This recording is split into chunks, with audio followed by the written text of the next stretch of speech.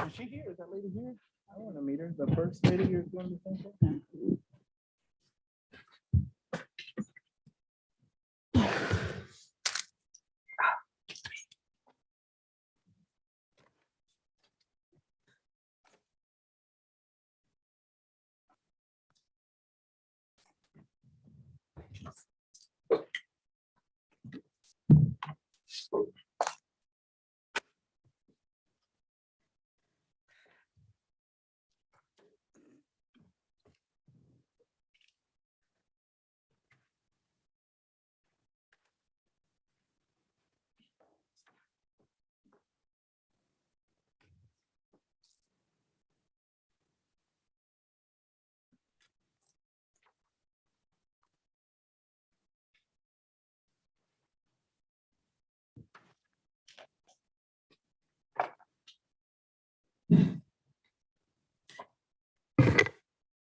All right, good evening, everyone.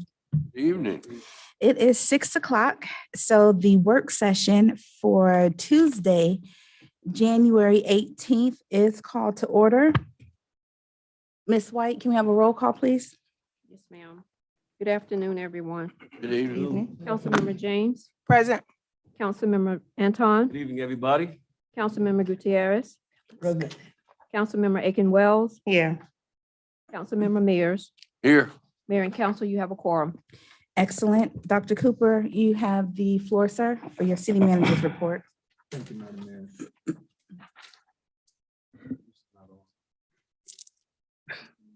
Can you hear me on? Do you mind?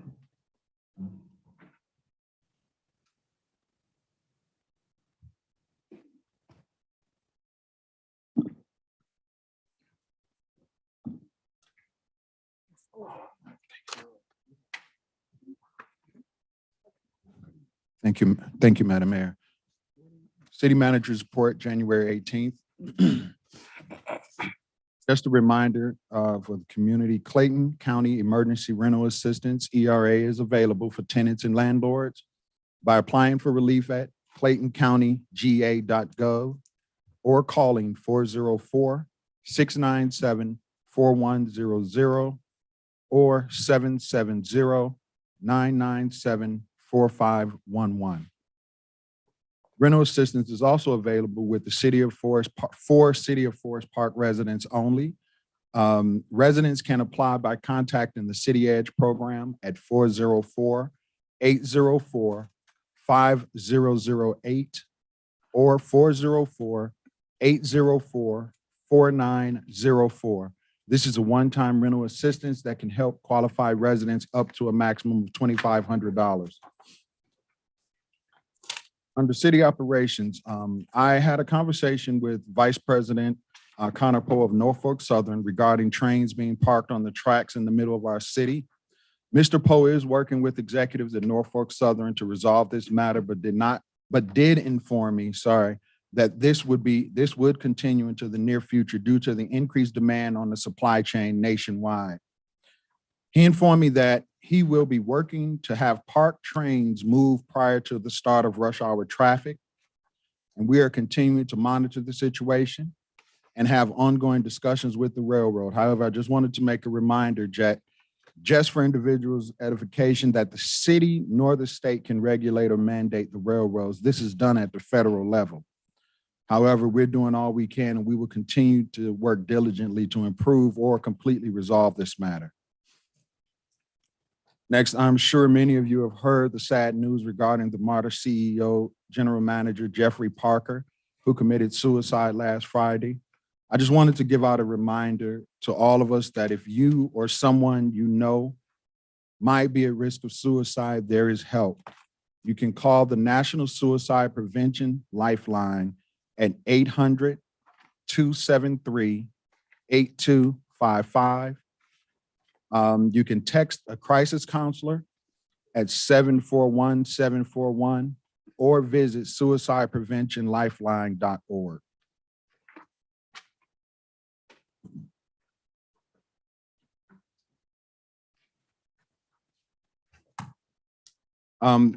We also had a death in our mixed with the city of Forest Park. Ms. Paulette from our Recreation and Leisure Department did pass away. Her husband is a longtime employee of the city of Forest Park's Public Works Division.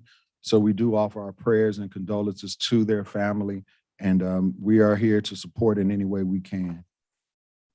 Lastly, I would like to give a shout out to Kroger Corporation for their support in providing groceries at Forest Park Middle School food drive. The drive is held every second Friday of the month, and this month Kroger actually stepped in and delivered 4 truckloads of food, which was enough to feed 1,000 people. So we'd like to just give a big shout out and thank you to Kroger for their continued support of our community. And lastly, I would like to give a shout out and a huge thank you to the men and women of the Forest Park Police Department, the Forest Park Fire Department, and our Public Works Division for their due diligence in ensuring our city was prepared for this past weekend potential weather event. Our team was prepared and respond if needed. And I rest assured that the same plan will go into any future emergency events. But the team was awesome. We were ready. Good thing we didn't get anything, but we were ready. Thank you, everybody. My shed broke, actually. We did. So my backyard shed broke.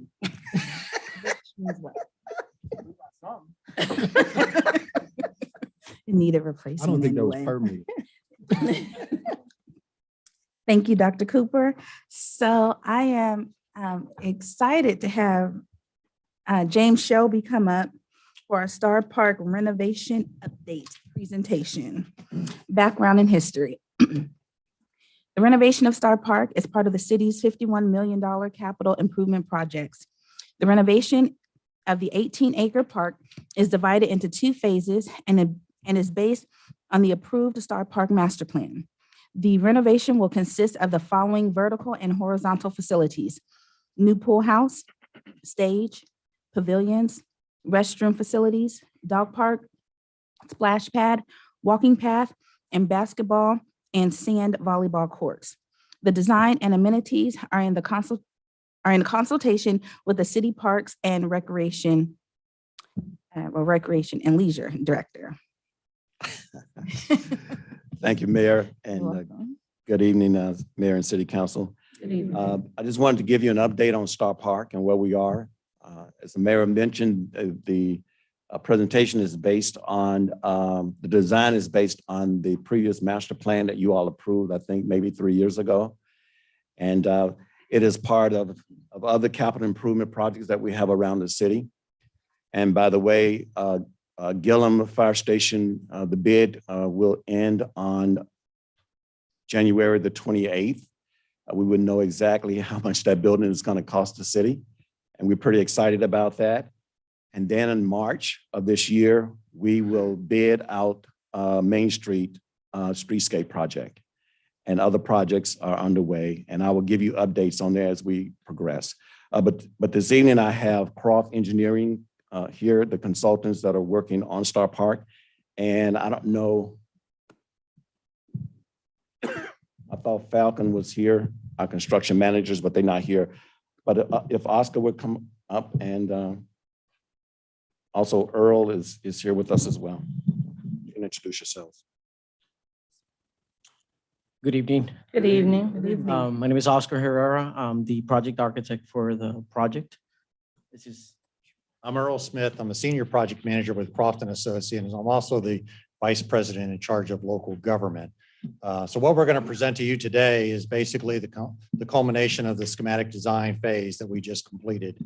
We're right now in the middle of just about ready to wrap up the design development phase of this project. Then once it's submitted and approved, we'll proceed into the construction document phase of this project. We anticipate the design development documents being completed and in your hands probably around February 11th. And then the construction documents about middle of May is our anticipated schedule at this time. So as I mentioned, Oscar's he's the project architect. He's gonna kind of walk you through the slides and the images that we got to share of all the vertical structures going on. And by all means, if you have any questions, let us know. Thank you. Thank you.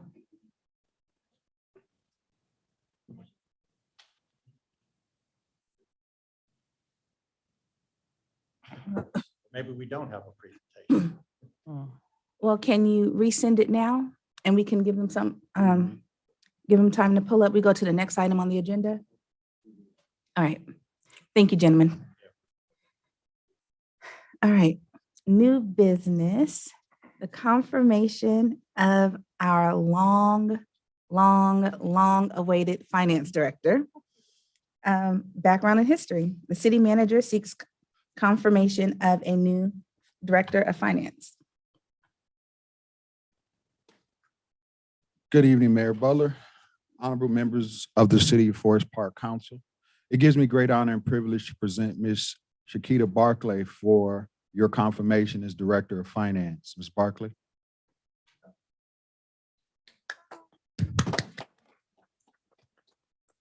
Ms. Barclay currently serves as a performance management consultant partner with the City of Atlanta's Department of Finance, where she is responsible for the re-engineering of accounts payable and revenue collections processes that will improve overall performance and accuracy. Ms. Barclay previously served 6 years with Butts County government, where she started as the county controller and worked her way to become the chief finance officer.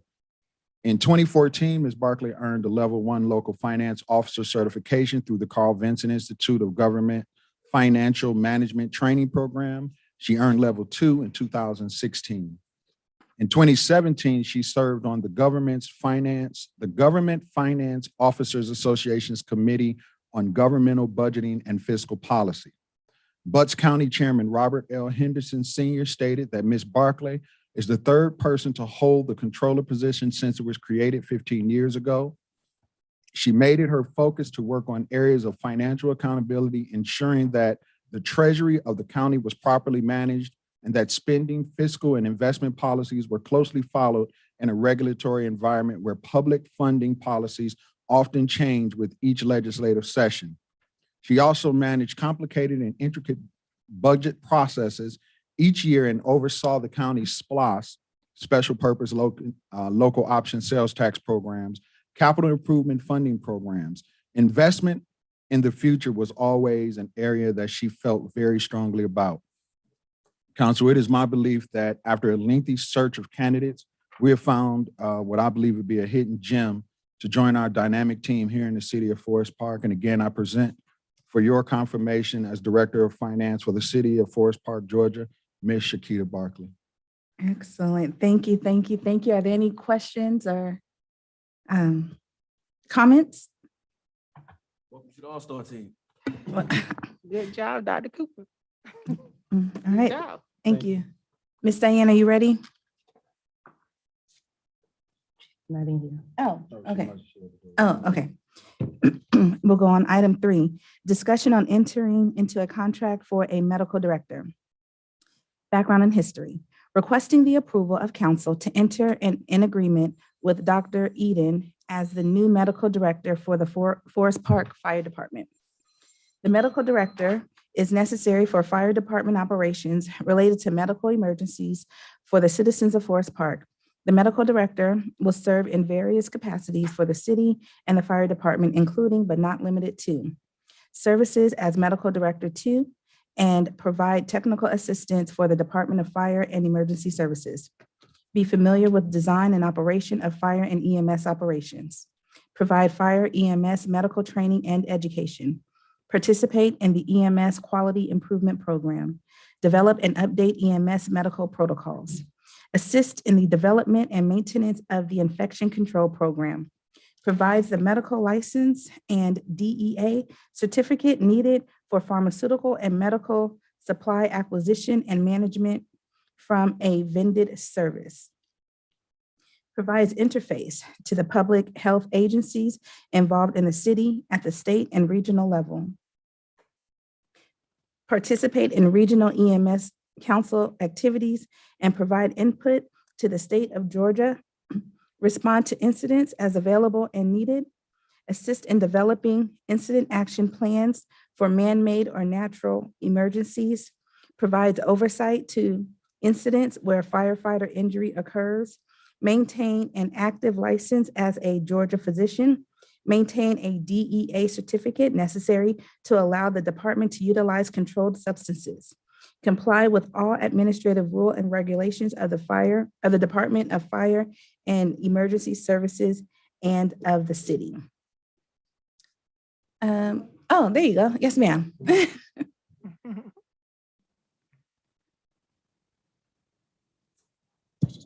All right, good evening, Madam Mayor, Council. Good evening.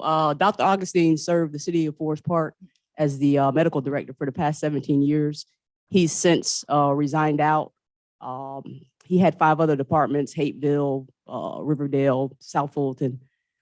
We've interviewed 3 different medical directors. We found Dr. Eden to be the one that's most ready to go through experience and collaboration that he has with other agencies. The contract is pretty similar. The agreement pay is the same as Dr. Augustine. And we need Dr. Eden to get us going at this point so that we can continue to get our controlled medicines. We can't operate as a paramedic with our EMTs paramedics without a medical director. Any questions or comments? Yes, Madam Mayor. That's one quick question. Is this a position that we already have? Yes, ma'am. It's just a 2-year contractual agreement. Okay, thank you. And is Dr. Eden or with the S at the end? Eden. Eden, okay. And he's going to be with the other municipalities as well? Yeah, so Hateville, did everybody else agree or, come on. I know we had Riverdale here, a part of the interviews with us, so I think they're on board. I believe Hateville, South Fulton, I'm not sure, haven't had but you don't need them all for medical director. We need them for Forest Park. And the other ones, if they come on board, that's a great thing. Okay. Yeah, got any comments? It is actually Dr. Edens with an S at the end. It's Dr. Edens. He would also, according to the things we've talked about right now, be providing medical director services for the city of Morrow, the city of Hateville, and for the city of Riverdale. Any other questions or comments? All right, thank you both. All right, it looks like we're ready for our presentation. We'll go back.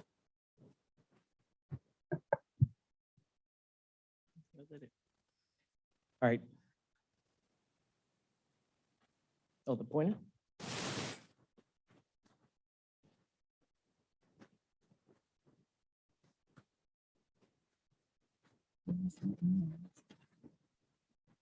Good evening. Thank you for the opportunity. As Earl mentioned, we're very excited with this project. This project is the renovation of the existing northeast section of the park, where the existing amphitheater is located, the existing pool house, and then on the adjacent property, the adjacent street where the soccer fields are currently located. Out of the existing park, the only parts that are going to remain is the existing pool equipment room, which is a small room that we just don't want to necessarily, it's located here. The same thing is for the pool. It will remain. Also this parking area, which is loading and unloading for the amphitheater. In addition, all the pavilions are going to be new. There's a total of 5, 3 large ones and 2 smaller ones. Again, for vertical structures, we said it's the amphitheater, which is the main element. Then we have the pool house. And then down here on this other side of the street, we have, it's just storage and public restrooms. The new track is gonna be a loop that's about a third of a mile. There's gonna be a dog park located on the northwest corner of the park. And then there's going to be a main element, which is the connection between the parking of the recreational center and all the way to the main street. And then we're calling this the Market Boulevard. The city currently uses that area for vendors to come up and set up. And so the idea is that you'll have experienced that in a boulevard. You'll be able to, imagine your family walking around, having awnings on either side as you experience the walk through the park. If you can go to the next slide, please. Okay, so this is the amphitheater with the stage. This building is about 4,000 square feet. Excuse me. That's 4,000 square feet. It's equipped with 2 green rooms with private restrooms on either one, public restrooms to the park. And then we have storage for the building itself, and then equipment storage for any events that you guys will have. This is a front elevation of the building, and this is a typical side elevation of what you would see from the street. Next slide, please. Okay. So here again, this portion of building, small building for the pool equipment is existing and will remain. We will be doing an addition for the equipment of the splash pad, this is a new part of it. And then the pool house is all new. And so here are some examples of what you can expect to see. We're still working through what can we offer for the experience of the kids and even the parents within this area. Next slide, please. So here we have the pool house, the floor plan. We'll have a check-in office with a private restroom. We have men's and women's restrooms and showers where you will enter once as you come in, you check yourself in, you come through, you change, and you out to the pool. There's also 2 party rooms. They'll be able to house about 20 people each. And then there's storage for the actual use of the pool. And then here, just very simple, just the existing pool equipment room and the area that we need for the splash pad. Next slide, please. This is the building that's on the other side of the property. It has a limiter layout, which is an open breezeway, which you see here, similar to the pool house.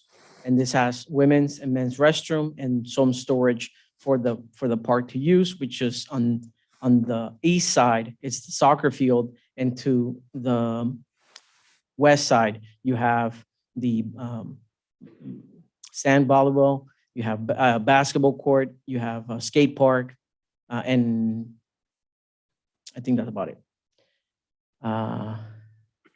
Next slide, yes, please. So for the pavilions, this is the typical look of one of the pavilions, but we have 2 sizes.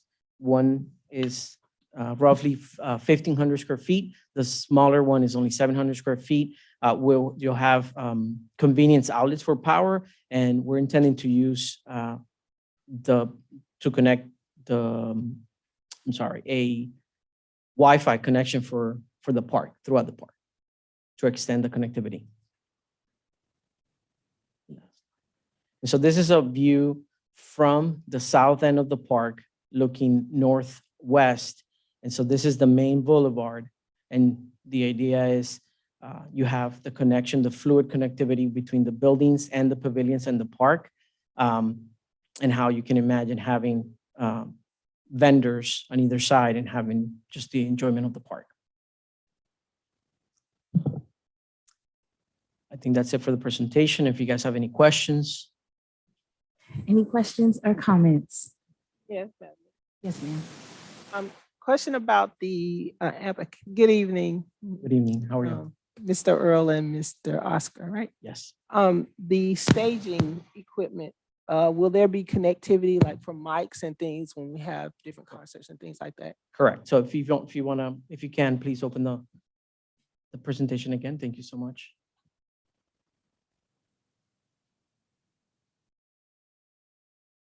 I believe it's the 3rd slide.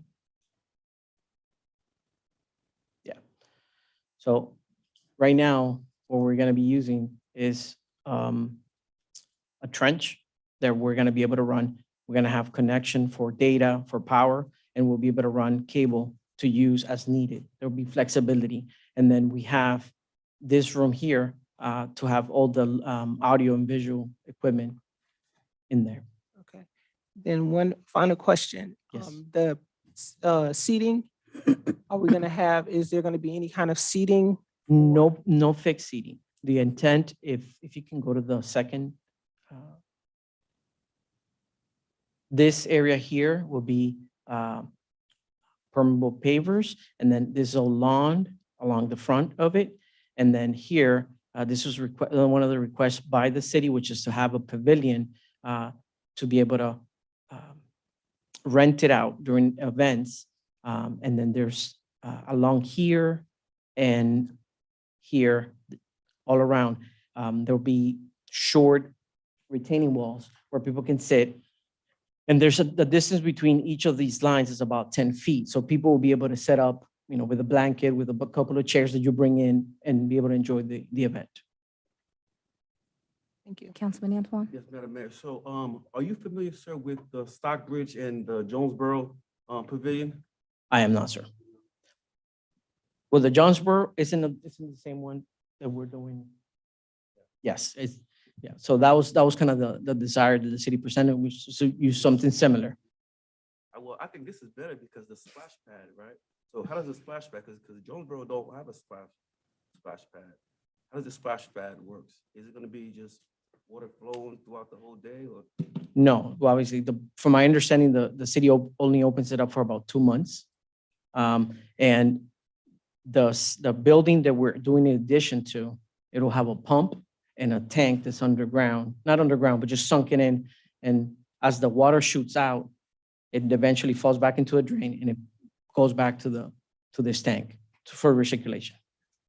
I just want to mention it's not an ordinary splash pad. It's a Cadillac. All right, we like Cadillacs. So yes, we will have water features. So if you can go to the second, second or third, I can't remember anymore. One more? Yeah, right there. So these are just examples of some of the elements that we could have. It wouldn't be just jets shooting out of the ground and that's it. If that's what your question is. Better than the one downtown then. I haven't seen that. Yeah, it's got a little bit more than Centennial. Oh, man, we got Atlanta then. The lower right-hand image kind of shows, so there's a vertical structure that kind of casts water out over a certain area. And there's just various types of structures that'll shoot water out at, the kids. But it's not a pool. No, it's not a pool. Any other questions or comments? Yeah, I have a question. I noticed that, we're adding so many things and I'm so happy that y'all are listening to us and the community. One concern I do have, and maybe it's coming with the next phases, is we have less soccer fields than we did, and those are always full. So we have now a youth soccer field that's, for the sounds of it, it sounds like it's gonna be smaller than the ones we have there now. So are we gonna add a soccer field somewhere else? No, I'm not aware of the future intent. Come up to the podium, please. This triangle right here where the trees got cut off would have been a great extension to add more trees, suckers. Go back to it. To the Right s- now, we only have the two, but what a big one is gonna be extended all the way out, so you can do 2 or 3 games at one time. So that one's gonna be bigger than the two we have there? Yes. Mhm.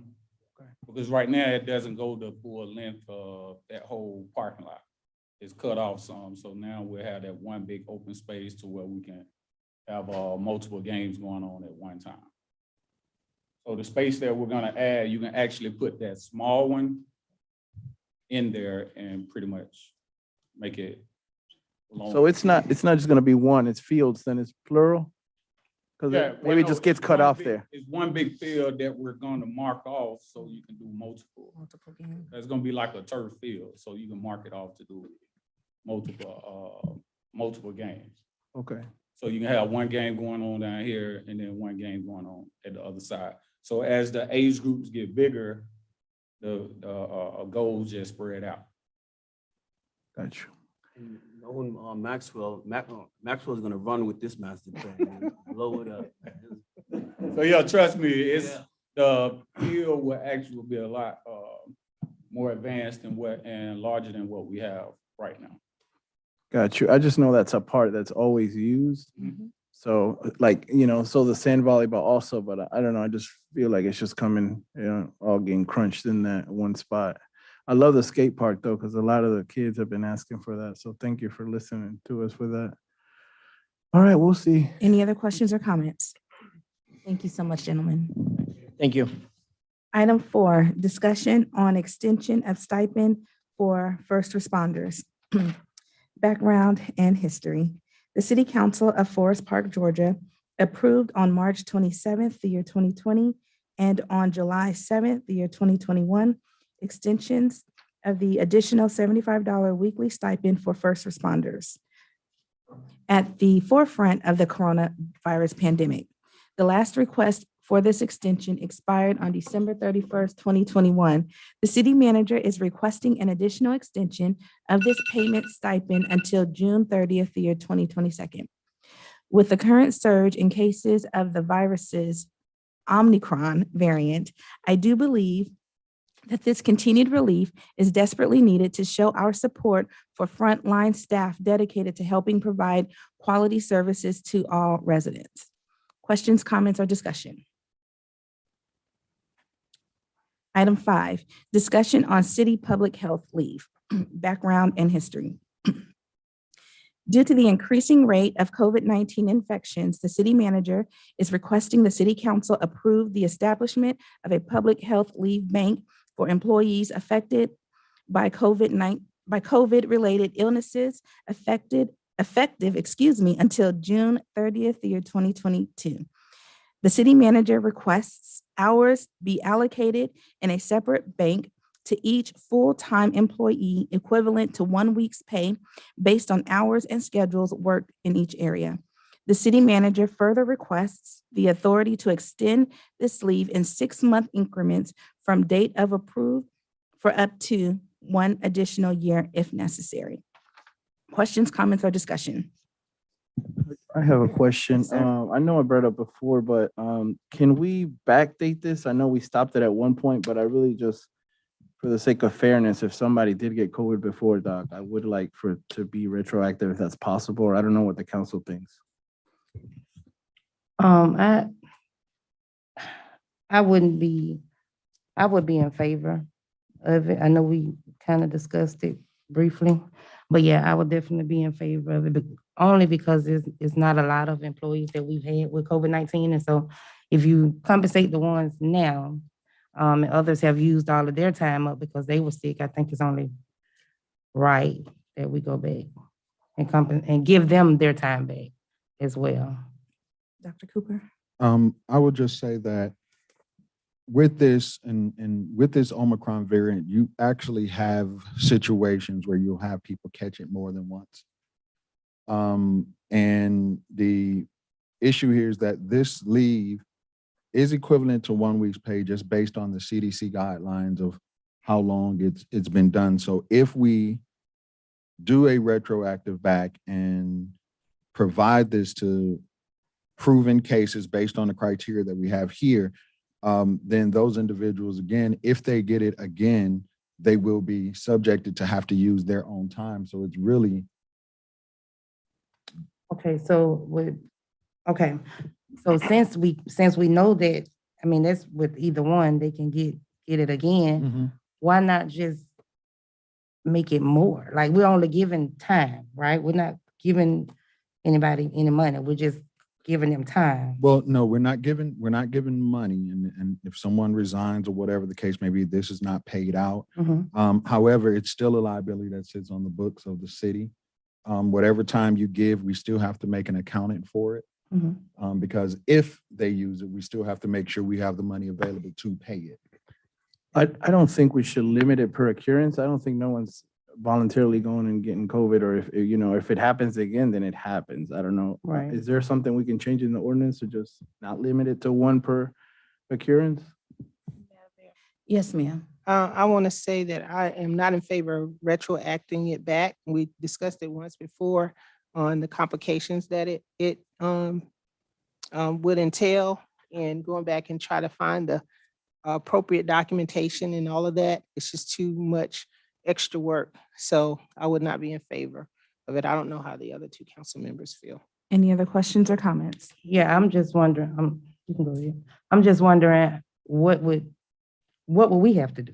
that wouldn't be on us. That would be on the employees to come back and show that they went to the doctor and got tested, or not an at-home test. I think that's something we discussed. So it wouldn't be any work on us. It would be, we let the employees know, and then it's their job to bring forth the information to get their time back. So it wouldn't really be any work to us. I just think it's only fair. It's kind of saying like, oh, well, we had an employee to come get hired 2 weeks ago. We're not gonna give them this raise. We're gonna give it to people that came 3 weeks before them. It's not fair. It's just not fair. So however it goes, I'm just in favor of going back, giving it to, and also giving more than one time, because that's something that we can't control. And with them coming to Forest Park to work and putting their lives and their family lives in jeopardy, I think that's the least we can do as a governing body. Well, and I will say again, Councilwoman, this is based on 1 week's pay. So that was just the recommendation based on what the CDC guidelines, and the council can make that decision to extend it. Basically, these hours are basically the hours of 1 week pay for each. Right, can we do it like with 1 week pay? I mean, if they just so happen to get it again, then not put that stipulation on it is, well, you only can get COVID one time, and that's all the city is gonna be. That's all we're gonna help you with. Can we take that part out? But, and let me, before you answer, Dr. Cooper, because this also extends to their family also. And so while we don't want anyone to catch this virus, we do also have to make sure that we are keeping all of that in mind, and to try to make it retroactive.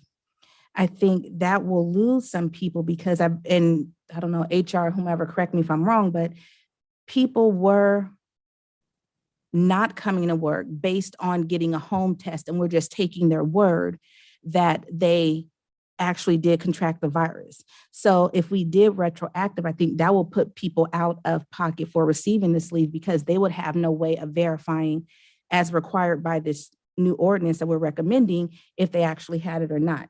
So I think the fairness will come applying a standard across the board and moving forward with it, instead of trying to and have certain people excluded for not having provided or having a doctor's notice for being absent.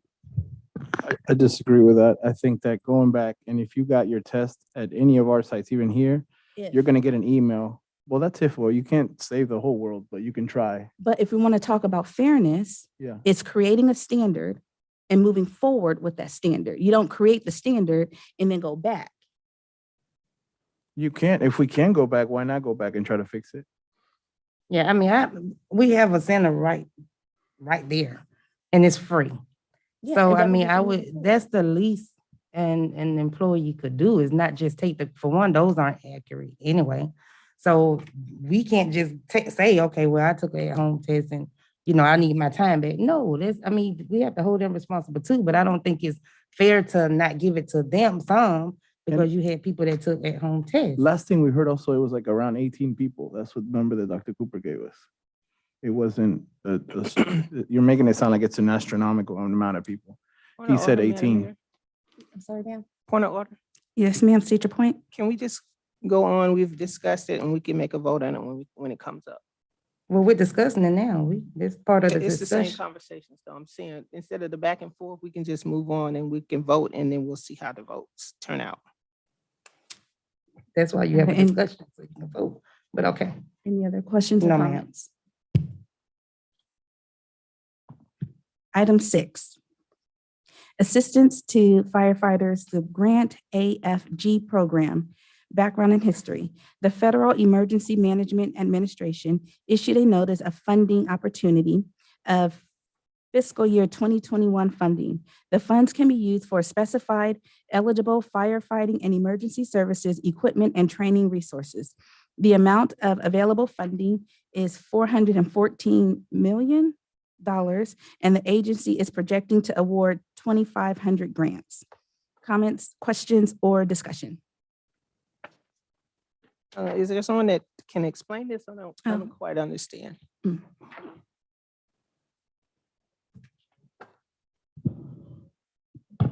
afternoon, Mayor and Council. This is a assistance program that the Firefighters Assistance Program actually provides sometimes on an annual basis. As you recall, last year, fire department did apply for this particular grant, but we were not awarded. So we're just trying to reapply again this year. And a bit of information that was left out is that the city anticipates applying for $974,147 with a 10% match, which would be about $97,000. Ms. Iona Armstrong is also available to answer any additional questions. So the, Madam Mayor, Yes. so the 10% match, is that something that we pay upfront or if we've been awarded? Good evening. Good evening. So it's based on a 2-year performance period. That way you're allotted to budget for it in the next upcoming year. So it's not upfront that you have to do it. They give you 2 years, the period of. Thank you. Any other questions or comments? Thank you. Item 7, discussion on on-call electrical contractor services. Background and history. The Department of Public Works is requesting your approval to enter into a contractual agreement with the following 3 electrical contractor companies: Bell Electric Services, LLC, Brown Electrical Services, LLC, and MBEC Atlanta, Inc. The Department of Procurement conducted a request for qualifications for on-call electrical contractor services, and of the 3 firms that submitted their qualifications, these 3 firms were selected. These firms are on an on-call basis, which means as services are needed. The city will utilize these 3 firms to perform specific task orders. These firms will supplement the Public Works short staff and provide licensed electrical services. The Department of Public Works will have the option to allow these firms to compete against each other, or they can be in rotation for various sites throughout the city of Forest Park, as well as for various existing boards. The contracts will last for 3 years with a 2-year renewal option if the city wants to continue with any one of the 3 firms based on their performance. Questions, comments, or discussion? Yes. I know to me, it just, and I don't know, I know Jeter's doing his job and I appreciate you. I think you're doing an amazing job, but it seems like we're contracting everything out. Like everything. So I know previously we had Mr. Terry Allgood, I think was his last name, that worked in Public Works, that was a certified electrician, did everything we needed to do when it came to all of our business buildings. I just think some of this stuff that we're contracting out we would save the city and taxpayers some money if we just hire somebody to do it or let our people do it, because we're contracting things out and they still end up doing it anyway. So I'm not for it or against it. I just want to put that out there. Maybe we can look into bringing some old people back that were here and the city benefited and saved money from. And that was a good thing to have, an electrician, a certified electrician that can do that for us. And we wouldn't have to pay so much money. Thank you. Any other questions or comments? Yes, I got one. Sure. I think that it's a good idea because of there's a lot of hidden cost in letting our people do it. I don't know the qualifications or the training that our people had, and I'm sure these people are licensed and ready to go. There's some things that your general rank and file cannot do properly. They can make it work, but is it done up to code and like it's supposed to be? So I would think that being an electrician myself, that we would need some kind of professional people, at least to oversee the work that we do and just not turn it loose to anybody that says they're an electrician. Any other questions or comments? Just a comment. I totally agree with what you're saying. That's why I wouldn't have brought that person up, because we want certified people. And so he was certified, and like I said, it saved the city a lot of money. So maybe in the future, instead of just looking to contract everything out, we look into our department. We have professionals that work within our own departments as well. Thank you. Item 8, council discussion on approving conditional use permits for Conditional use permit 2021-01. Is it Talithia Williams? Okay, thank you. Background and history. The Planning Commission met on Thursday, December 16th, 2021, to discuss conditional use permit 2021-01. The applicant, Talithia Williams, is requesting a conditional use permit at 4838 Bartlett Road, to allow for a personal, care home in a single-family residential district. Staff approval, it was recommended, as well as approval from the Planning Commission board members. And we will have a public hearing on this at the regular meeting. But are there any questions, comments, or discussion? Is this just for one time or just for the future? Is it just an exception? It's just in one exception? Just for Okay. this one here. Hi, good evening. Hi. Good evening. Y'all might know me by my full name, Katie Hungate, but my name is Katie Chandler and I'm the city planner. So I do have the summary and background. Like the mayor said, Talithia Williams requesting conditional use permit to allow for a personal care home on 4838 Bartlett Road. The property is an improved city lot with frontage on Bartlett Street.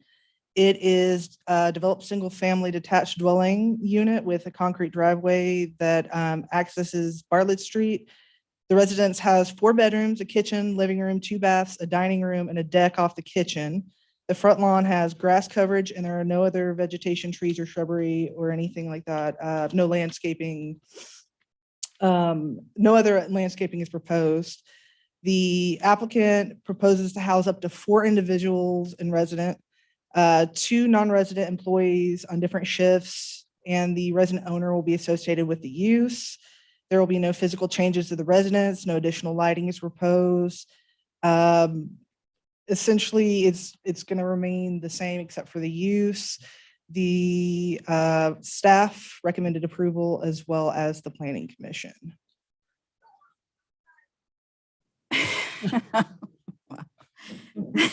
So I did have a question or two. The people housed here, is it permanent housing? Are they transitioning in some regard? And then what type of personal care is provided? It would be either or. They would have to be ambulatory patients, cognitive. We will help them with their day-to-day functions, finding jobs, paying their bills. A lot of them would be veterans, displaced veterans that really don't have a place to stay, but they have funding, so they need housing. So we provide it for them. Any other questions or comments? All right, thank you. Okay. Item 9, council discussion of approving conditional use permits for conditional use permit number 2021-02, Americo Real Estate Company. Background and history. The Planning Commission met on Thursday, December 16th, 2021, to discuss conditional use permit number 2021-02. The applicant, Americo Real Estate Company, is requesting a conditional use permit to construct a 13,567 square foot building on a 0.6361 acre parcel to house a mini warehouse and storage in the general commercial district. Staff approval was recommended, as well as approval from the Planning Commission board members. And we will have a public hearing on this as well. Yes, ma'am. Yes, so this particular applicant is requesting to, I think there was a misunderstanding with the initial application. They're not doing storage units. They're doing a warehouse that will house U-Haul equipment, if I'm not mistaken. Is this an extension of the existing U-Haul? No, is it? Yes, okay. Okay. Sorry. Any questions or comments? You. Item 10, discussion on approving Steve Lundqvist for indoor pool renovations. background, and history. In 2015, a full evaluation was completed on the Steve Lundqvist indoor pool. It was recommended that the existing pool structure needed to be replaced with a brand-new shell. However, based on the 4 options provided, minimal renovations were completed. Presently, the renovated pool shell is losing on average 30,000 gallons of water weekly through the return inlet valve, which is a metal pipe from the original pool structured from a metal pipe from the original pool structure from 1963. In 2021, the indoor pool was reassessed by a professional engineering firm and provided new options for a stronger pool structure that would be covered under a 1-year warranty. Questions or comments? Yes, ma'am.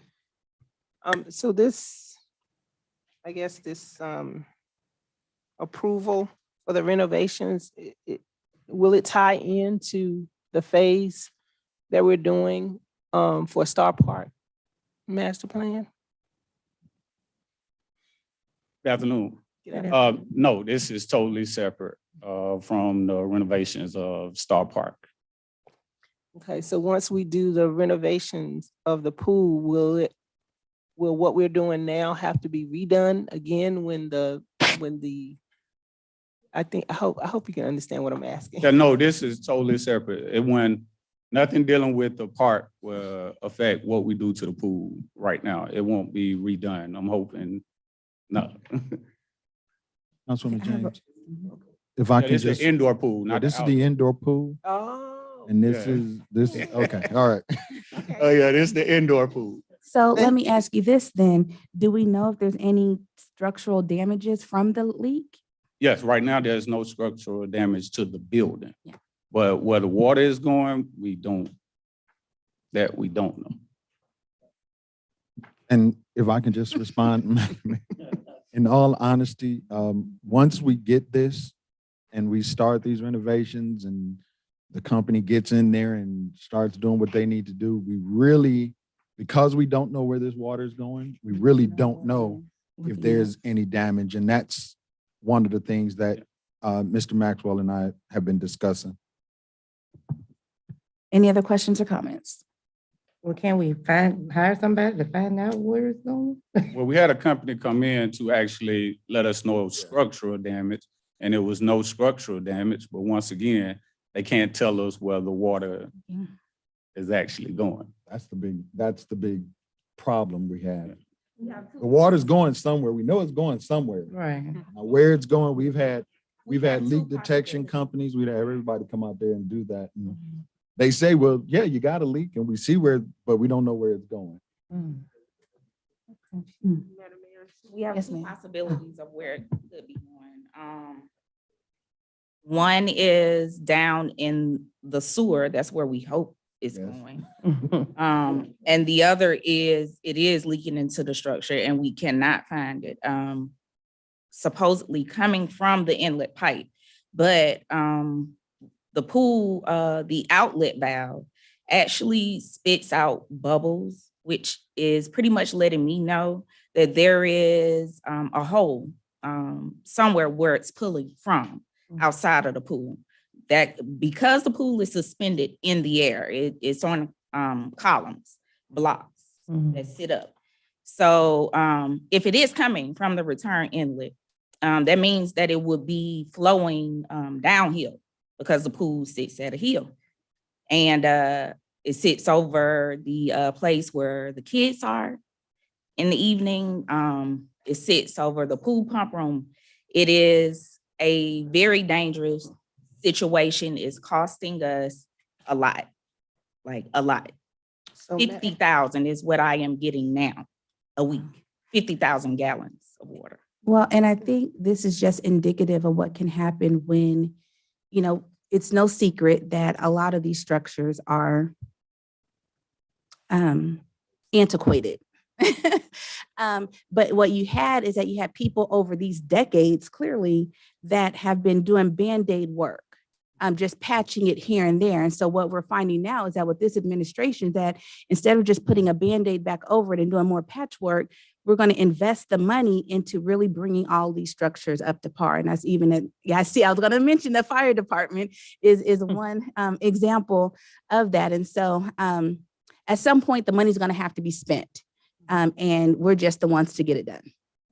So, Madam Mayor, so this guy, Steve, or this company, Steve, is the one that's going to. Steve Lundqvist is the name of the indoor pool. He was an Olympic swimmer. Even I knew that. Oh, the approval. So the firm that actually did the renovations was not the marquee firm that did it back in 2015. It has been evaluated and assessed because it has been leaking since before then. They submitted the best practices for the aquatic business to them, but instead other like without placing the blame on anyone, other ways were taken when it came to doing the pool. So Quick question. Yes, I have one after you. No, I was just gonna say, seems like we need to be renovating that building, like tearing that building down. And when he came out, he didn't see any cracks or anything like that. But please, let me remind you that the pool was just renovated in 2019. So the renovations that they quoted us today are quotes from a few months ago. It's about a $70,000 difference from what it would have costed us to do the entire pool the last time. So I think because we can't see, it is best for us to just repair. And I'll Just fix it and fix it the right way. And Councilwoman, we do have the funds available in SPOS that was put aside to get it done the first time. That was never spent. So those are the funds that we're looking at spending this time to get it done correctly. So, we can just repair it. And speaking of tearing down the rec center, that was something that was mentioned to me that That's we were a good talking idea. about, but that's like maybe about 5, 6, 7 years down the road. So we'll get our money's worth. all right. Well, I did see an instance of this type of situation before from the city of Atlanta, and they had a pool that was suspended in the air, the MLK Natatorium that sat on Boulevard. It was the same kind of situation. They ended up having to close that building down and build them a new building because of how the pool was built. It's not a good way to build a pool suspended in the air like that. So Tariq, I'm trying to help you out. I'm trying to help you out, but I do think that's something we should look into. Maybe changing the plans and putting that in phase 1 or maybe phase 2. But we do, and not just even talking about the pool, but compared to the other rec centers, they have multiple basketball courts and you can host tournaments there and bring the city more money. People come from everywhere to go to tournaments, and we are the only one that just had this one little bit old gym. So maybe we can, work that on out. Well, we are, me and Mr. Shelby and the architect that was up there earlier have been discussing plans. So there's a plan in place to present something, but other things have to happen within the city before we could. Because right now, the space we have, there's no way we can tear down the facility and build another one that can compete with the surrounding cities and counties. So there is a plan, but even if we start tomorrow, we won't get the best facility that'll take us 10, 15 years down the road in the space that we have now. All right. Or give them. Any other questions or comments? Thank you. Steve and his people better get right, or Councilwoman James coming for him. Item 11, discussion regarding the separation of the Urban Redevelopment Authority and the Downtown Development Authority boards. Background and history. Currently, the Urban Redevelopment Authority and the Downtown Development Authority boards have the same members serving on both boards. per previous council discussions, it has been recommended that these boards separate and have different members appointed to each. The city manager is seeking council's clarification and directions as to how it would like to proceed with this matter. Questions, comments, or discussion? Okay, You can go ahead. okay. So, I'm gonna ask, I guess, Madam Chair, if I can ask Mike Sure. to speak to the separation of the two boards. So the boards were consolidated, if you will. They still operate as two separate entities, but there's a state statute for the under the urban redevelopment powers law that allows local governments to designate their DDA to exercise the urban redevelopment powers. And so 3 or 4 years ago, you all made that designation. And so the statute would allow you to unmake that designation and thereafter appoint members to to serve as your URA commissioners.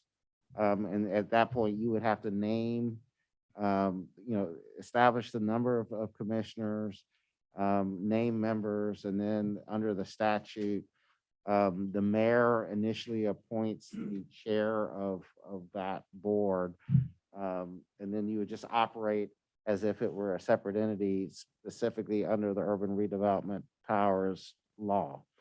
Now, oh, I'm sorry, you were done? I mean, that's basically, I mean, I can kind of ramble on a little more, but that's, it's a policy decision that you can make at this point. The reason, I'm not going to go into all the reasons why you consolidated it before, but among the reasons were just sort of efficiency. Is more efficient to have sort of a one group of people operating. The area of operation for the Downtown Development Authority right now is coterminous with the area for the urban redevelopment agency, with the exception of the expansion area where you did for the new city center and the trail going down there. That's the only part that's not coterminous, but that doesn't matter under the statute. But going forward, it's just a policy decision for you all to make. Okay, because that was kind of, I was gonna ask you where we just did that 3 or 4 years ago. So why I'm just not understanding why we coming back to change it now, if we just changed it to that way 3 or 4 years ago. So it would kind of help if you would give a little reason as to why we initially changed it, so that the people would know. Well, I don't particularly want to rehash previous political disputes, but there was a dispute regarding the decision to finance the Star Park renovations and a new fire station and a new city center. The previous URA, when it was operating as its own board, there was just a dispute between that body and the city regarding their willingness to assist the city in financing those projects. And so as a result, you all, or this body, made the decision to remove those members and consolidate at that time. And since then, the original members of the DDA that you all appointed back in 2018, of those original members, only 2 remain. The entire body has been replaced with the exception of 2. So, one of the arguments that has been raised regarding separating the board is to allow for more citizen participation in civic affairs. And that's a good in and of itself, but it also presents, some inefficiencies on our own. I mean, the good that you want is equally, accompanied with that is now you're working with 7 new people who may or may not, Who may or may not work with the city, and then we're right back at square one. well, I don't want to say that, but That's what it you is. have those issues. And so, again, it's a policy decision. I think there have been some previous discussions and there's some support for going in that direction, but, it's something for you all to discuss. Yeah. So Any other Madam Mayor, questions? may I Yes, ask? ma'am. So, just so that I'm clear, because I'm actually one of the people that would be in favor of having separate boards, because one of the things that I said early on, 4 years ago, I would say, is that we have too many people, or too many residents and business owners in our city to have the same member on multiple boards. And so I felt like it was good to have a collaboration of ideas, a collaboration of thought from the residents and the businesses. With that said, can you differentiate between the URA board and their responsibilities and the DDA board and their responsibilities? So the DDA, Downtown Development Authority, has specific powers under the Downtown Development Authority's law of the state of Georgia. And so and their powers are very similar in nature to our just regular development authority. It's just that their mission is focused on the downtown area that you all designate as the downtown area. But they have sort of the normal type powers in terms of being able to contract with developers, being able to issue bonds for economic development purposes. Is primarily an economic development entity, just like the Development Authority is. The Urban Redevelopment Powers Law, pursuant to which your URA is created, the original intent of that the General Assembly established was to give cities a mechanism to stimulate redevelopment of blighted areas or areas where there's been decay and things of that sort, to give them a vehicle to specifically focus on eliminating blight and stimulating economic development in those targeted areas. And that's one of the reasons why they allowed for the utilization of the DDA to operate that board, because it was more overlapping duties than you would have, say, for instance, with your regular development authority. But it's more targeted. And so in order for the URA to exercise any powers, you all have to establish a designated area. You have to make a determination that there's need for redevelopment. The operative language no longer refers to blight and all that because of the negative connotations, but you have to have a specific URA redevelopment plan, and then you task the URA to implement that plan.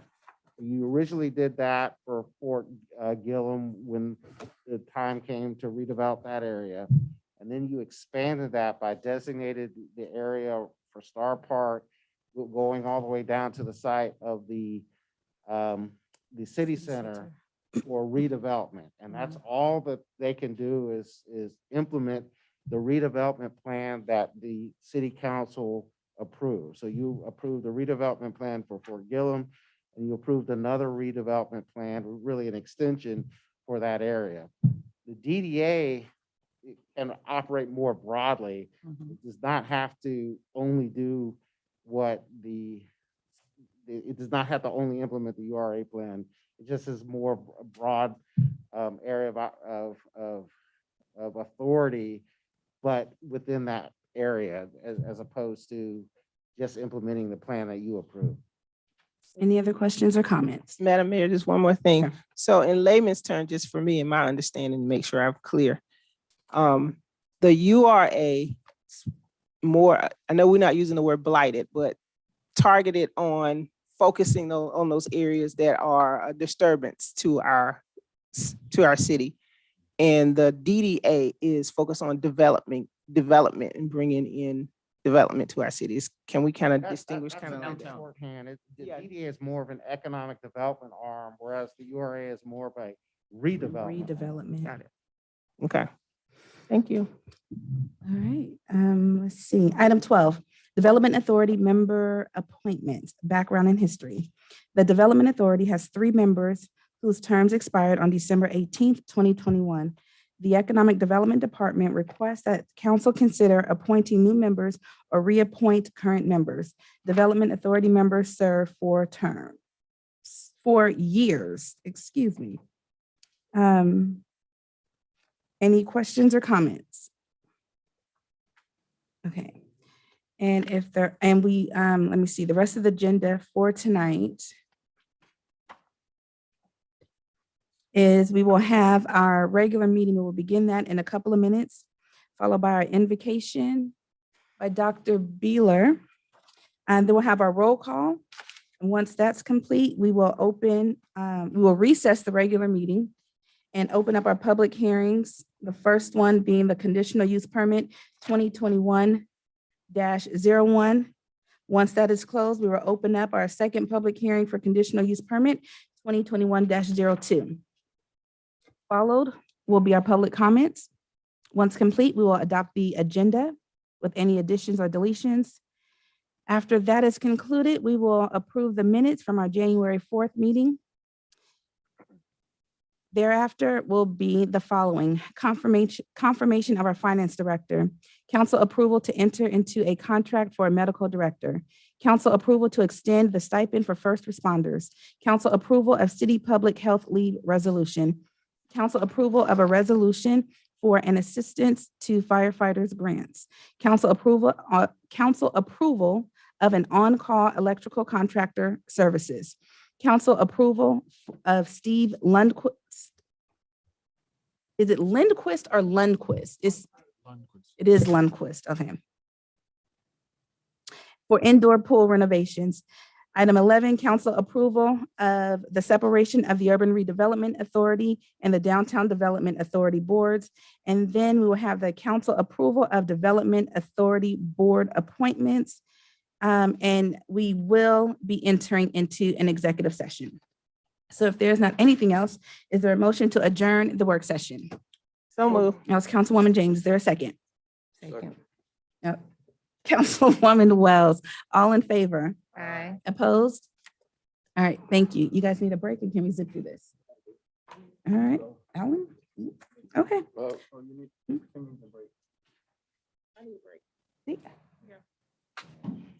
This is 2 minutes. 2 minutes. All right.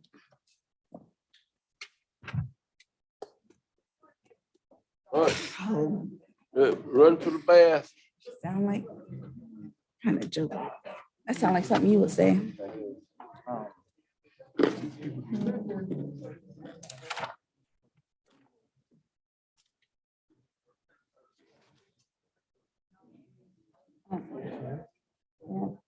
I know, everyone on the room.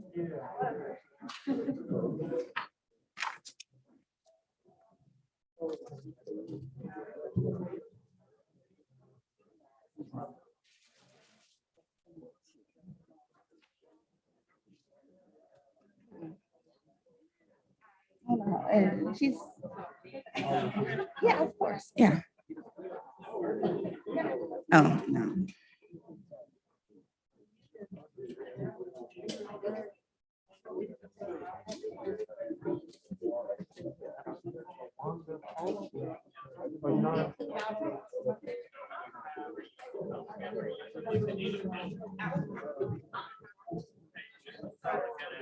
I don't know what his profession is.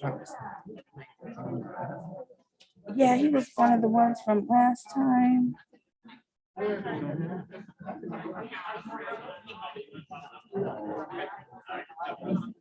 Have you met any of these people? Is she here?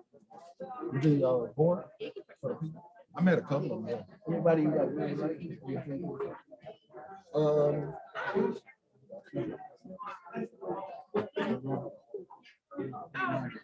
I know, yeah, I know several people on there.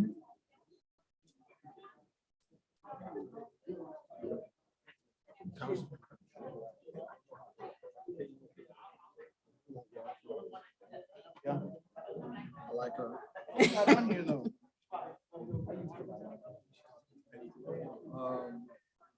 But I love her unintentionally because I love her son. Oh. Really friendly with Victoria Williams. Those are the three I know. Yasmin, Willie, Why Jasmine's Victoria. name not here?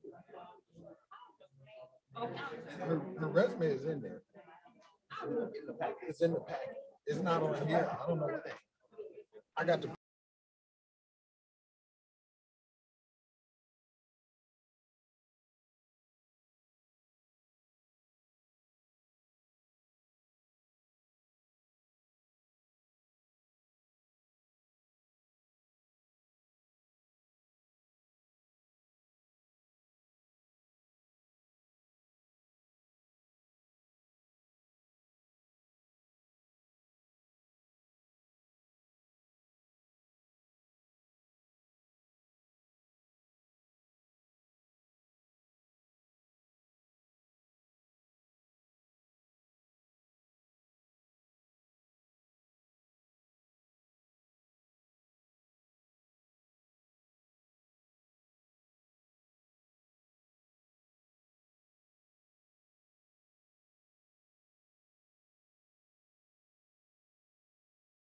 Oh.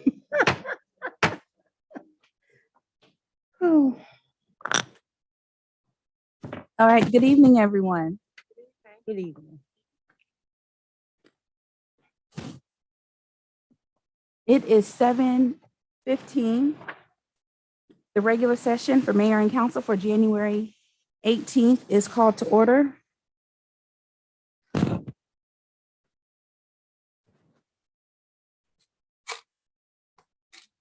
All right, Dr. Beeler. Oh, you have the floor, sir. So all those who are able to stand, can you please do so and then remain standing throughout the Pledge of Allegiance?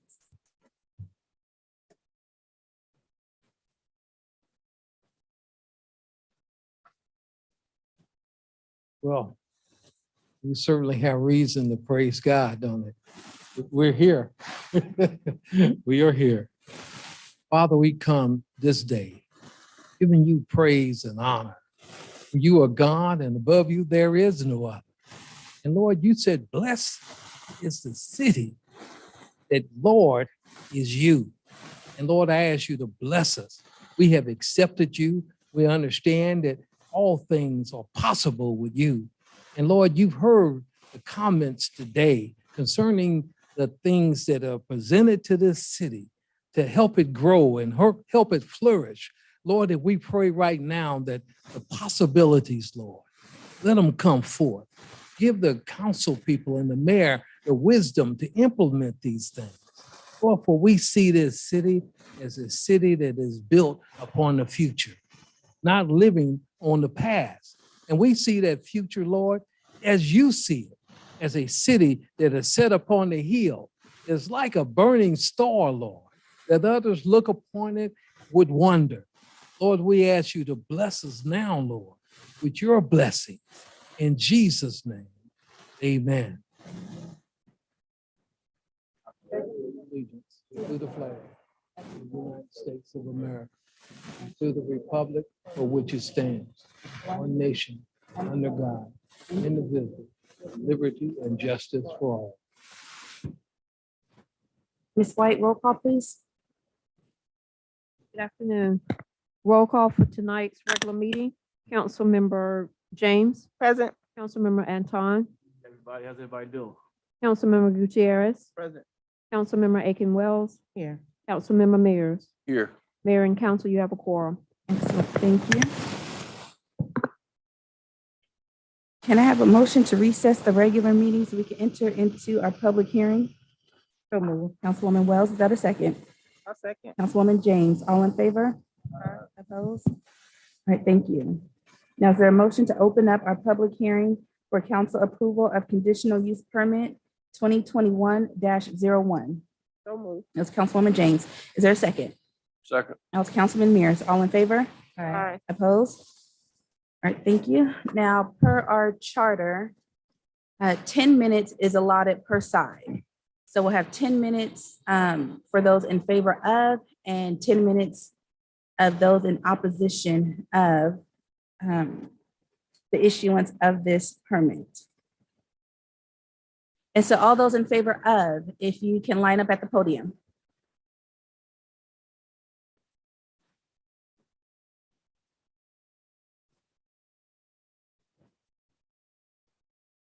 Did you want to speak?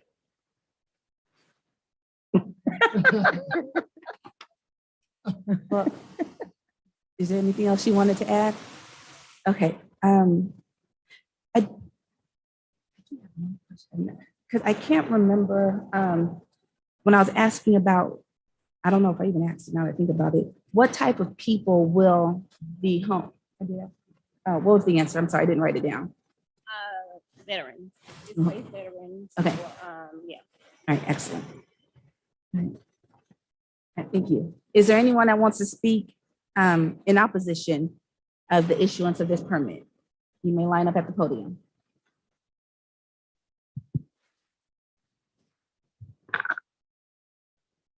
All right, if there are none, I will ask for a motion to close this public hearing for the conditional use permit of 2021-01. Is there a motion to close this public hearing? That was Councilman Gutierrez. Is there a second? Thank you. That was Councilman Antoine. All in favor? Aye. Opposed?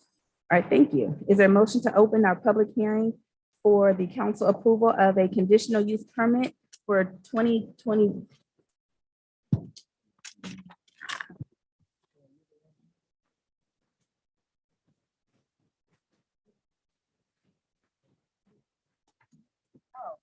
All right, so let's reopen that one. You just close that? Okay, I got confused dealing with this microphone.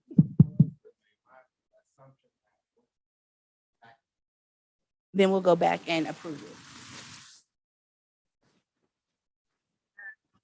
Okay, so the second conditional use permit, 2021-01. Is there a motion to open up a public hearing on that? So move. That was Councilwoman James. Is there a second? A second. That was Councilman Gutierrez. Oh, sorry. All in favor? Aye. Opposed? All right, thank you. So once again, per our charter, 10 minutes is allotted per side. So those who want to speak in favor of this conditional use permit, you may line up at the podium. If there are none, if there's anyone I want to speak in opposition of this conditional use permit, you may line up at the podium.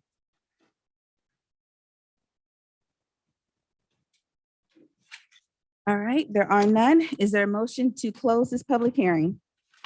So move. That was Councilwoman James. Is there a second? Second. That was Councilwoman Wells. All in favor? Aye. All opposed? All right. Now, is there a motion to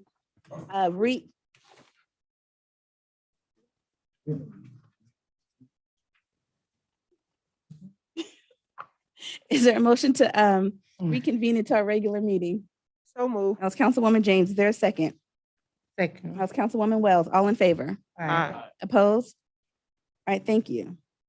Now, is there a motion to approve? So move. This is the first one. That was Council. Oh, I thought we just did it. Okay, okay. Guess I'm confused too. So move. That was to approve the conditional use permit 2021-01. Is there a second? I'll second. That was Councilwoman James. Any further discussion? Councilwoman James? Yes. Councilman Antoine? Yes. Councilman Gutierrez? Yes. Councilwoman Wells? Yes. And Councilman Mears? Yes. Thank you. Is there a motion to approve conditional use permit 2021-02? So move. That was Councilwoman Wells. Is there a second?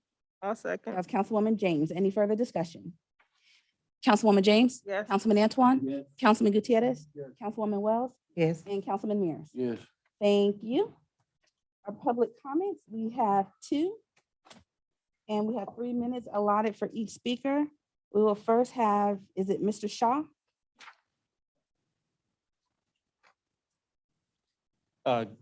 Good evening, everybody. Good evening. Appreciate you all having me here. I want to thank Minister Cook and Pastor Mike, who I met last week, for inviting me to this meeting. So thank you for that. So my name is Davil Shaw.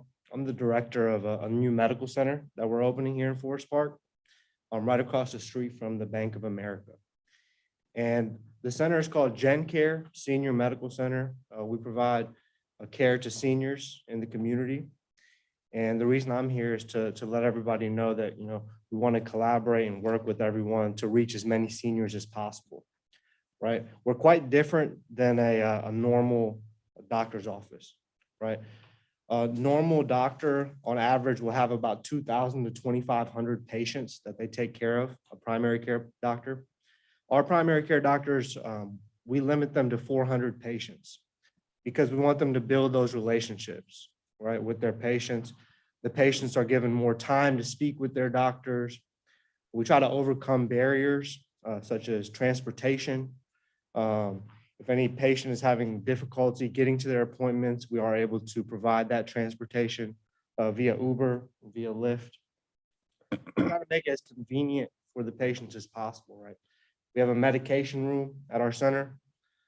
A majority of the medications are for this patient population, the senior population, so they don't have to go elsewhere to fill their medications, right? They can fill them right there at the center. We also bring in specialists, right? Podiatry, cardiology, That way, again, they don't have to go elsewhere. They can see their specialists at the center as well. When they do have to go elsewhere to see specialists, we coordinate that care for them, right? We help them make the appointment. We work with their insurance companies. Oftentimes, their insurance will provide them a ride to that appointment as well. And so that's all to say, our center, we really emphasize honoring seniors, right? And we do that by giving them the care and the attention that they deserve. And that's why we're here in Forest Park, to reach as many seniors, to honor as many seniors as we can. And we'd love to work with all of you to do that. So thank you very much for the time. Well, you forgot to mention your grand opening. Yes. Yes. Yes, The that's ribbon what- cutting. That was a great part. Our grand opening is on February 14th. We are open on January 31st, so please come by the center. It's 1057 Main Street. Come take a tour. I'll be there. Our doctor will be there.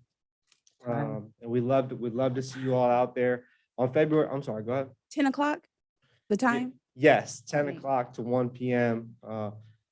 We'll have boxed lunches. We'd love to do a buffet style, but obviously considering the circumstances, we won't be able to do that. But we will be, adhering to social distancing and all those things to make sure the event is safe. But yeah, please come out and come see us. I have some information to leave You behind. could just so- leave it. Thank you so much, sir. Absolutely. Thank you. Thank you. Ms. Falami. Oh.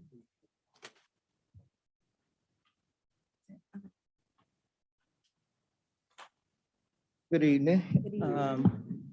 I'm here to speak on about the prohibit of livestock in the community. Where I live on the north side, we're having problems with roosters and possum. Anytime you have livestock in a city limit, those things can occur, things such as possum. Those are the most filthy animals that one can have. I came in on several days before just to say this. My neighbor had got invaded by chickens and roosters. So I immediately called the animal control, which they did respond in a timely manner. I come home, I'm invaded by chicken and rooster. We are dealing with rooster crowing without knowing when to crow, meaning which they start crowing at 1 in the afternoon and they do not stop until 1 in the morning. Then they come back off clock and start crowing at, I say 10:30, 11. I don't think that is acceptable for our community. I think livestock needs to be on a farm. We can't control when you get chicks and people raise them for chicken because kids get very attached to animal. And it's heartbreaking to tell a child that their chicken or rooster is becoming a nuisance. So I hope that you all can look at your section 8821 for farm and 82, quote not, for farm, so that we can get our city, so we'll be able to enjoy our resident without feces. We're dealing with two viruses now. To get feces from an animal that coming up on your porch and you coming in and people may come in, my grandkids may come in and sit in a chair, not knowing that that animal has made a bowel move or something. It's unsanitary. I shouldn't be cautious about going into my resident with animals invading my porch, and it is a nuisance. So I'm saying to the governing body, if you all can go back and revisit along with animal control, how to prohibit having livestock in the city. I yield my time back. All right, thank you very much. All right. Is there a motion to adopt tonight's agenda? I'll move. That was Councilwoman James. Is there a second? Second. That was Councilwoman Wells. Any further discussion? Councilwoman James? Yes. Councilman Antoine? Yes. Councilman Gutierrez? Yes. Councilwoman Wells? Yes. And Councilman Mears? Yes. Thank you. And has everyone had the opportunity to review the minutes from January 4th's meeting? Yes, Madam Mayor, I'll make a motion that we approve the work session and regular meeting from January 4th. That was Councilwoman James. Is there a second? That was Councilman Gutierrez. Any further discussion? Councilwoman James? Yes. Councilman Antoine? Yes. Councilman Gutierrez? Councilwoman Wells? Yes. And Councilman Mears? Yes. Excellent. Thank you. New business, confirmation of the Director of Finance Ms. Chiquita Barkley? Barkley. Is there a motion to approve the confirmation of Ms. Chiquita Barkley as our new Director of Finance? So moved. That was Councilwoman James. Is there a second? Second. That was Councilman Mears. Any further discussion? Councilwoman James? Yes. Councilman Antoine? Yes. Councilman Gutierrez? Yes. Councilwoman Wells? Yes. Councilman Mears? Yes. Excellent. Welcome aboard, Ms. Barkley. Item 5, council approval to enter into a contract for a medical director. Is there a motion to approve this item? So moved. That was Councilwoman Wells. Is there a second? Second. That was Councilwoman James. Any further discussion? Councilwoman James? Yes. Councilman Antoine? Yes. Councilman Gutierrez? Yes. Councilwoman Wells? Yes. And Councilman Mears? Yes. Excellent, thank you. Council approval to extend the stipend for first responders. Is there a motion to approve this item? So moved. That was Councilwoman Wells. Is there a second? Second. That was Councilwoman James. Any further discussion? Councilwoman James? Yes. Councilman Antoine? Yes. Councilman Gutierrez? Yes. Councilwoman Wells? Yes. And Councilman Mears? Yes. Thank you. Council approval of city public health leave, this resolution. Is there a motion to approve this item? So moved. That was Councilwoman James. Is there a second? Second. That was Councilman Antoine. Any further discussion? To propose the other changes or have that discussion, that how would that go, Mike? Well, we have the motion on the floor for the one that is as listed in the agenda. So that motion would have to die, and then you could come back with a second. All Thank you, Mayor. right, Councilwoman James? Yes. Councilman Antoine? Yes. Councilman Gutierrez? No. Councilwoman Wells? No. And Councilman Mears? Yes. Okay, that item did pass. Item 8, council approval of a resolution for an assistance to firefighters grant program. Is there a motion to approve this item? So moved. That was Councilwoman James. Is there a second? Second. That was Councilman Mears. Any further discussion?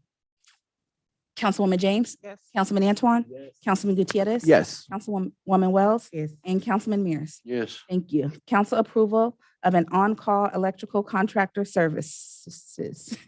Is there a motion to approve this item? So moved.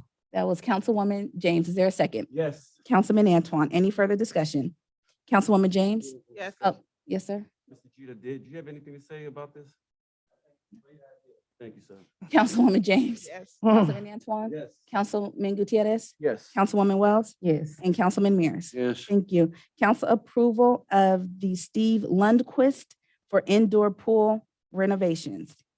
Is there a motion to approve this item? So moved. Now, Dr. Cooper approved. Councilwoman James? Yeah, that was Councilwoman James. Is there a second? A second. That was Councilman Mears. Any further discussion? Councilwoman James? Yes. Councilman Antoine? Yes. Councilman Gutierrez? Yes. Councilwoman Wells? Yes. And Councilman Mears? Yes. Thank you. Before- I have a point of order before you go to the Yes, next ma'am. one. I just want to be clear before we get done and go into executive session. So going back to the approval of the city public health leave resolution, because I'm not voting to turn it down, but I know Councilman Gutierrez was trying to add some things in there. So how do we go back to do that? What is the proper protocol so that we can go in and add those things? Am I making sense? Is your question, what's the protocol to amend what was approved? Yes, that's what I want to amend so that we can add other, if that's what he was trying to do. Correct me if I'm wrong, Councilman. Yeah, I just want to make it right for the past people who had COVID. That way they didn't use up their days. Should be just a subsequent resolution to extend that retroactively for some period of time. Some time limit going back on. That would could just be another. Cause I mean, I know that's what he wanted to do, but I was just talking about the week with the one time thing, like that's something we can't control.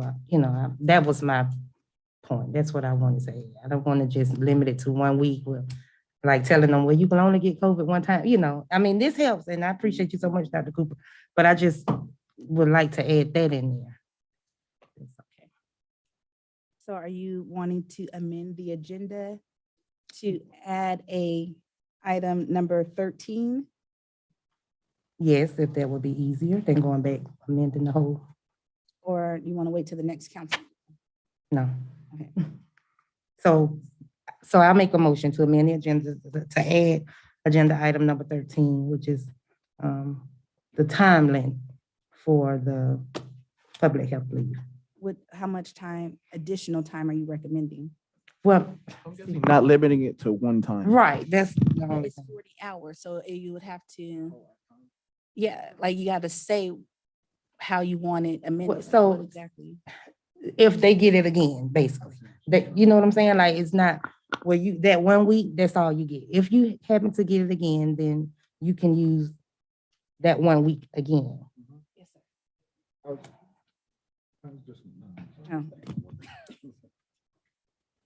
I think I understand what the councilwoman is trying to say.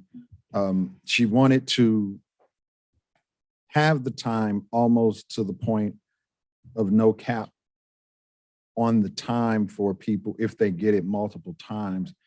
The issue that I have with that, councilwoman, is again, this is, you still have to have funds that would be set aside to pay this. But the biggest thing is, even when the government first did it, you only got 80 hours.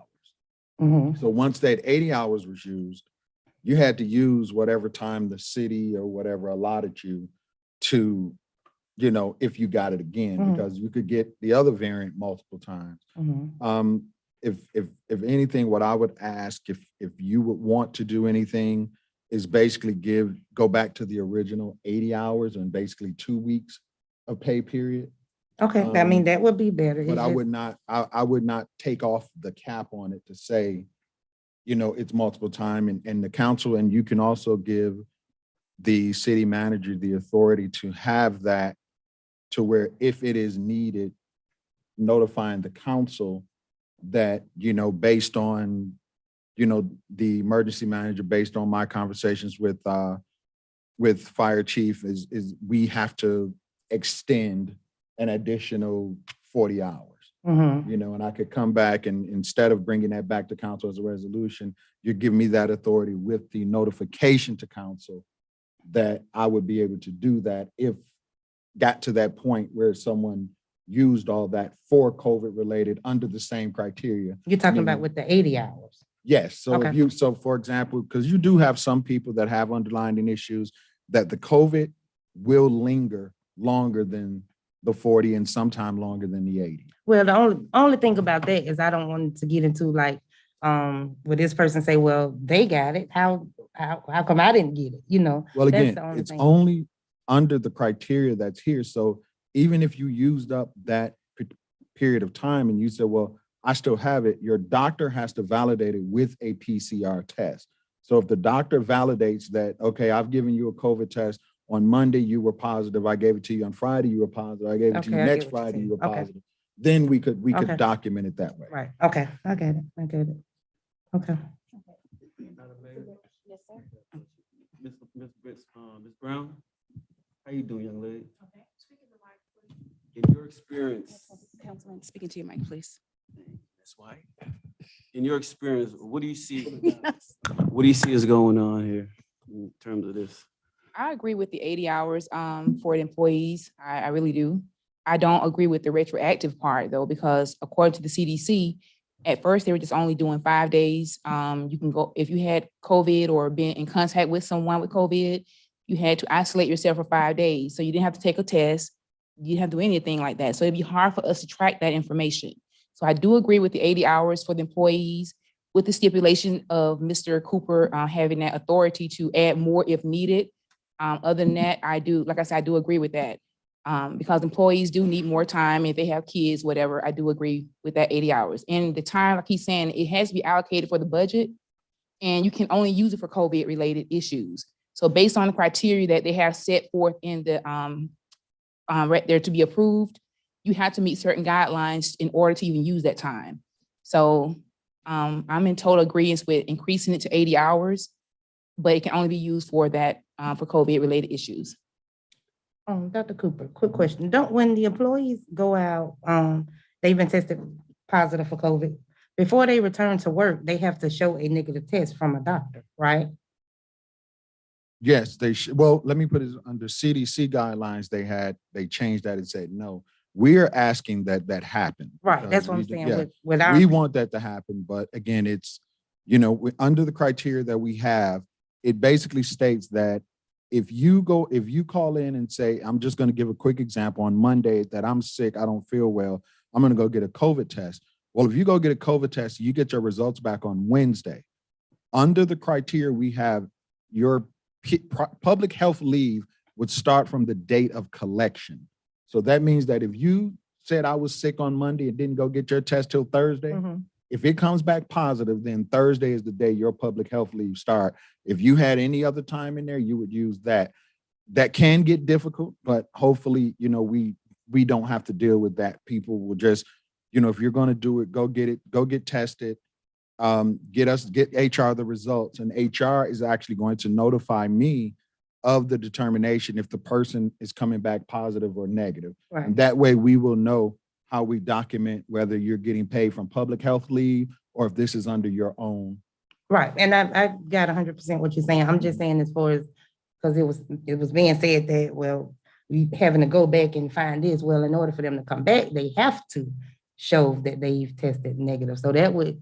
Well, not under the CDC guideline that was being used. No. Right, hours that we put in place. Well, no, now what we're asking for, yes.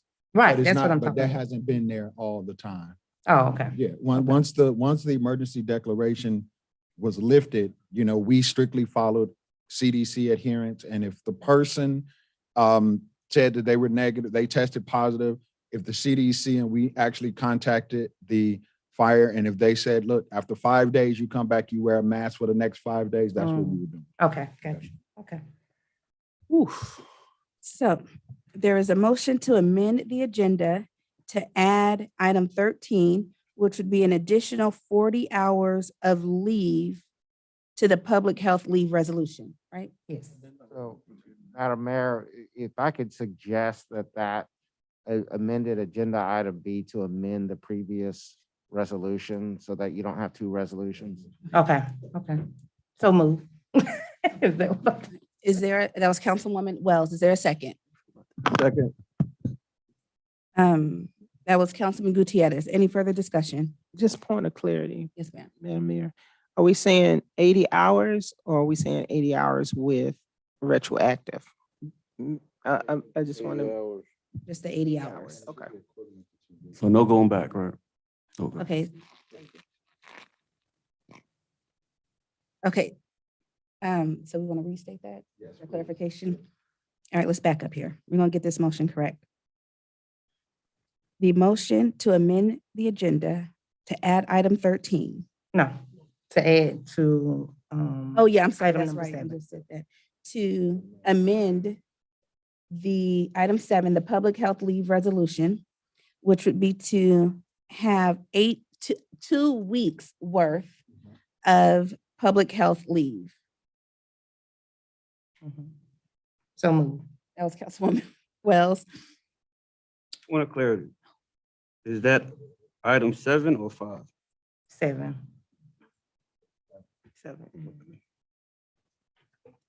Thank you. All right, so that was a motion.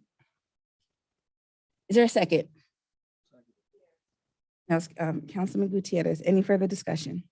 Councilwoman James? Yes. Councilman Antoine? Yes. Councilman Gutierrez? Yes. Councilwoman Wells? Yes. And Councilman Mears? Yes. All right, thank you.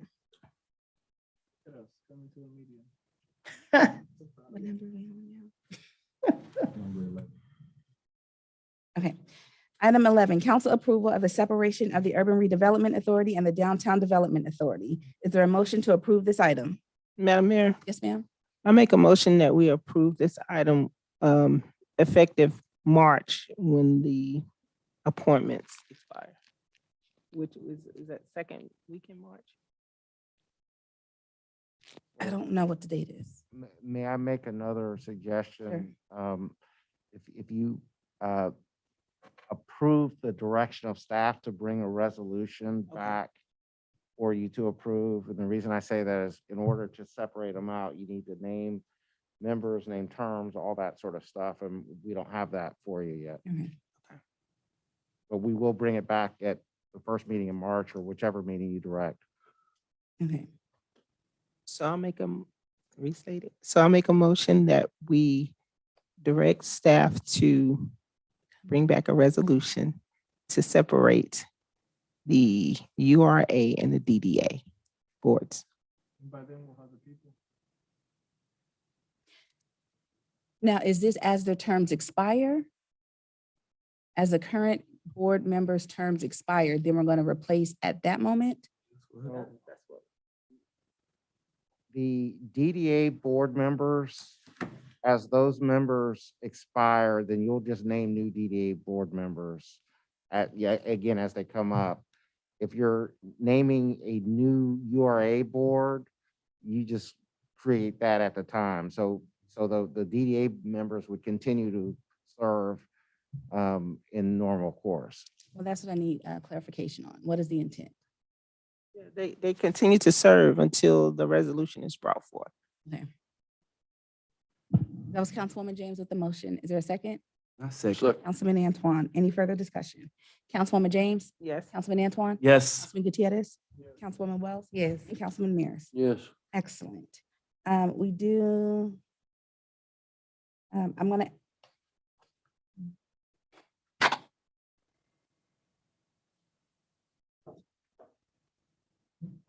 I'm gonna ask for a recess so we can enter into an executive session to discuss personnel, litigation, real estate, or legal matters. So move. That was Councilwoman James. Is there a second?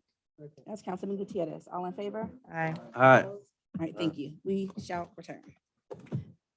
Man.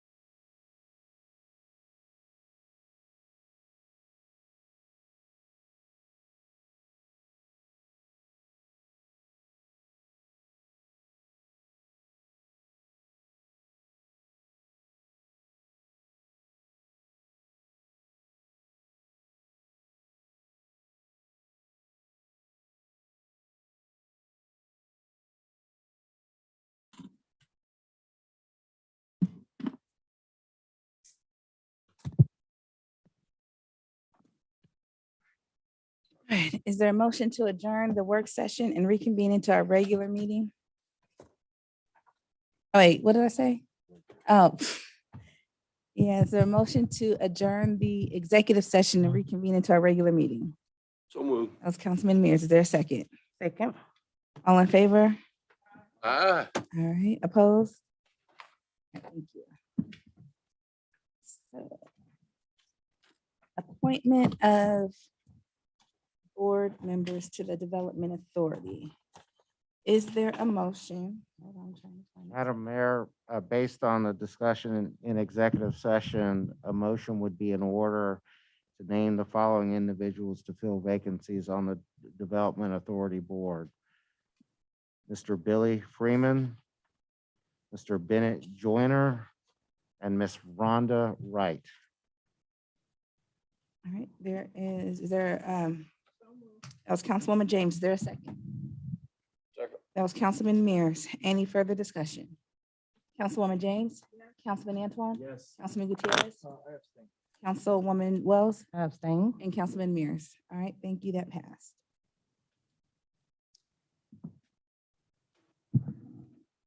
For clarity, you have to be a resident to live to be on the board.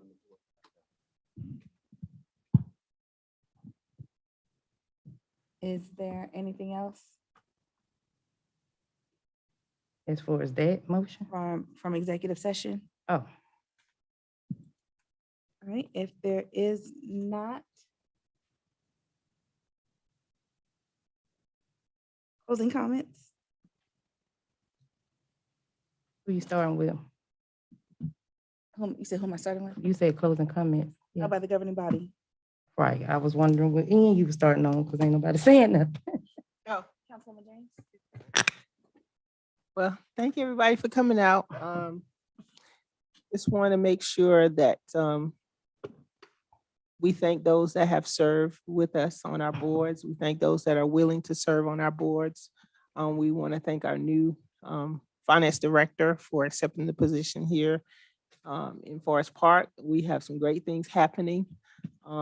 Just know we do have members that have put their information in to be considered for the boards. There are certain requirements that you have to follow in order to be on the board. So just look at that, take that into consideration as well. And I'll just say that for me personally, I want to make sure that we hold each other accountable for the actions that we do. And I'm not going to back down from the accountability piece. I want everyone to hold me accountable, as well as every member on this dais accountable for the actions and the things that we say or do in the city. Thank you. Thank everybody for coming out. Encourage everybody to look at the website. Website has some amazing stuff that's on it. See a senior center coming to the city of Forest Park, which is huge. I know that Kroger's is doing their ribbon cutting, also hiring a lot of our residents or just in general. I think that's pretty awesome for our citizens. And the energy assistant program, that's always also on there. So the website is very informational. And that's about it for me. And again, Happy New Year. And New Year has great things coming up for us. And I hope that you guys continue, coming, speaking well about, what's going on. And also know that we're working our hardest to provide the best services, the best that we can to serve you all. Thank you and God bless.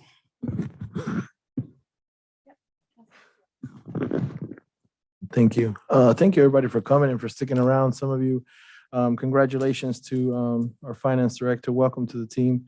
As a member of the DA board, I just felt I wanted to abstain myself, not against these individuals. We all debated to what the best fit were. So thank you for being willing to serve. These are positions that don't pay you anything. These are just people in our city that want to bring improvements, and we're all pulling the same way. So I'm excited to serve with them on the DA. Gen Care is really exciting to have them here. They've been supporters of the Seniors in Actions Committee. So they're not just about the business, but they genuinely care about the community. So I'm excited that they chose Forest Park as their home, because they could have easily gone somewhere else. February 4th, we will have our Food Truck Friday. The theme for that month will be Black History. So come out and celebrate, try to see some live performances, spoken word, and some really nice decorations for our employees. I hope everybody's safe. Like I mentioned, my shed got handled and one of my tiki torches broke in my backyard and my lights. But I'll be okay. That cold, with all the homeless people out, my prayers are always out to them. February 5th, the next day is our cleanup. Probably going to tackle Jonesboro Road again unless I get another option in my ward. So doing that. Thank you for the public comments. Ms. Falami, thank you for that. Even though you're wearing an Alabama hat, we're going to take care of this rooster problem because that's scary. I'm scared of roosters. My brother used to have a rooster and they're furious animals. So yeah. And Georgia finally won a national championship. As a Georgia fan, I just want to talk about that because, it meant so much for our state and it just brings so much happiness to so many people, even though Mike is shaking his head. Again, thank you everybody for coming out. And I completely agree with Councilwoman James about keeping each other accountable. It starts with you, the citizens. We're here for you all. So make sure that you are holding us accountable for everything that we do. And thank you. Be safe. The Omicron virus is still out there. So, make sure you take care of yourself. Yes, I know everybody's gone, but thank you to the ones that are here. Thank you for coming out to support this meeting. And I am going to, because I am transparent, I'm going to talk about me missing meetings and my reason for missing meetings. So if I ain't around somebody that has COVID and I've been told that I need to quarantine or I don't need to be around people and I need to stay 6 feet, that's what I'm gonna do. I'm not gonna put my family, neither one of you, in jeopardy. So when somebody comes and say they wanna dock my pay because I took my safety and other safety, the safety of other people into consideration, then if that's why you want to dock it, then dock it. Because I'm not here for the money. If I was here for the money, I would have been gone a long time ago. And I know they forgot to bring it up because that's something they were supposed to be voting on. So if y'all want to go back and vote on if my reason was just cause, if I had COVID and if I was around somebody that had COVID and y'all want to dock my pay for that, then go ahead. I know y'all forgot. So I just wanted to remind you again that I'm not here for the money.